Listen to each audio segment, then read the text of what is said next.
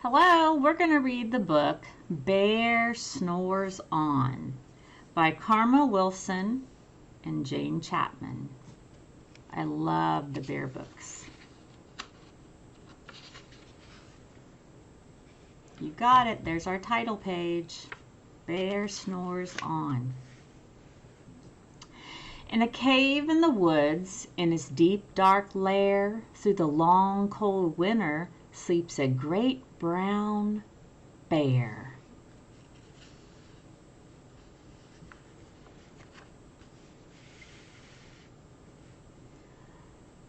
Cuddled in a heap, with his eyes shut tight, he sleeps through the day, he sleeps through the night.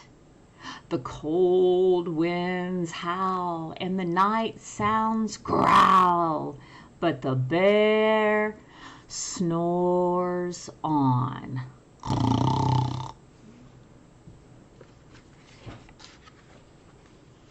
An itty-bitty mouse, pitter-pat tiptoe, creep-crawls in the cave from the fluff-cold snow.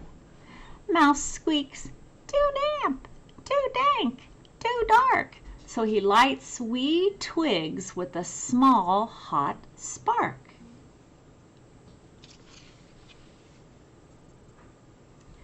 The coals pip-pop and the wind doesn't stop, but the bear snores on.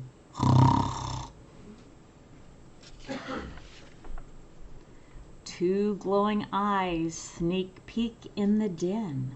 Mouse cries, "Who's there?" and a hare hops in.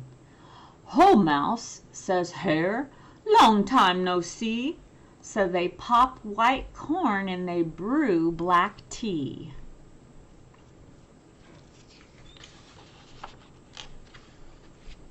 Mouse sips wee slurps, Hare burps big burps, bleh. But the bear snores on. Do it with me.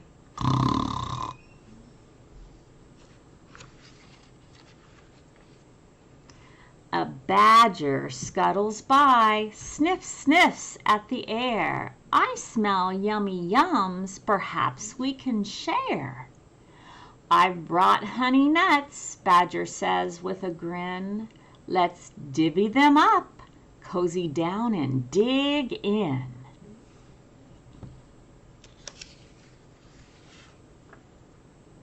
And they nibble and they munch with a chew, chomp, crunch. But the bear snores on.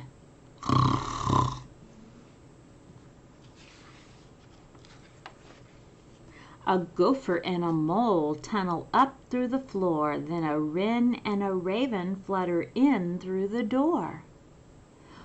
Mole mutters, "What a night! What a storm!" twitters wren, and everybody clutters in the great bear's den.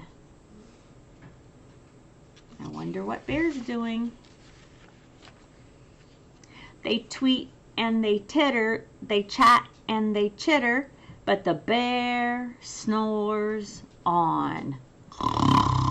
In a cave in the woods, a slumbering bear sleeps through the party in his very own lair.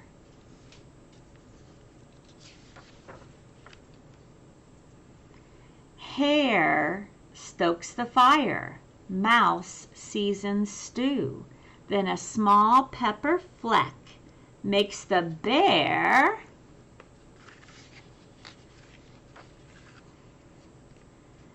achoo! He blows and he sneezes and the whole crowd freezes.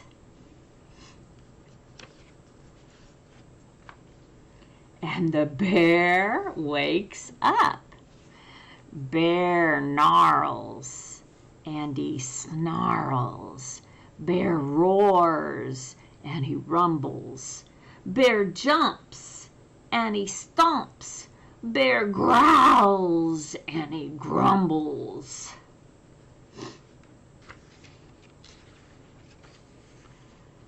You've snuck in my lair and you've all had fun, but me, I was sleeping and I have had none.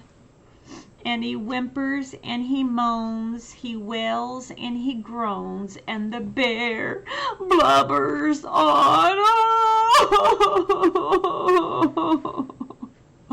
Mouse squeaks, don't fret, don't fuss, look, see, we can pop more corn, we can brew more tea.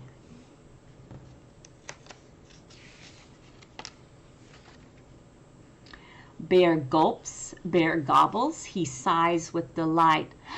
Then he spins tall tales through the blustery night. When the sun peeks up on a crisp, clear dawn, Bear can't sleep. Oh, there's my 3 dots. The rest of the sentence is on the next page. Bear can't sleep, but his friends snore on. Wow, that's a great book. I love this book. They called his cave many things.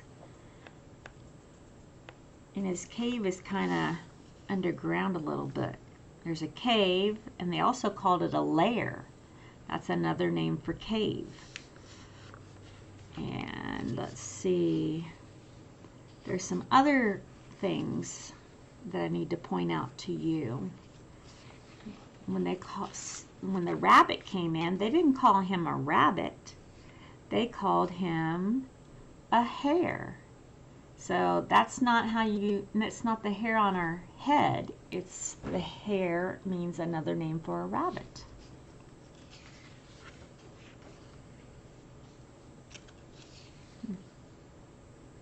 I love going back there and just looking at the pages. Sometimes it's a good idea to look at the pages before you read so you know what's going on. But I never look at the last page because then that ruins the story.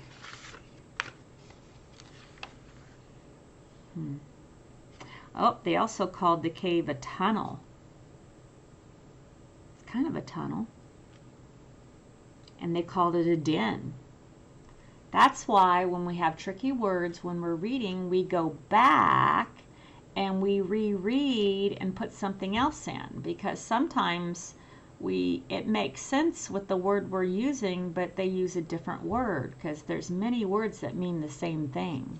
So it was cave, it was den, tunnel, lair.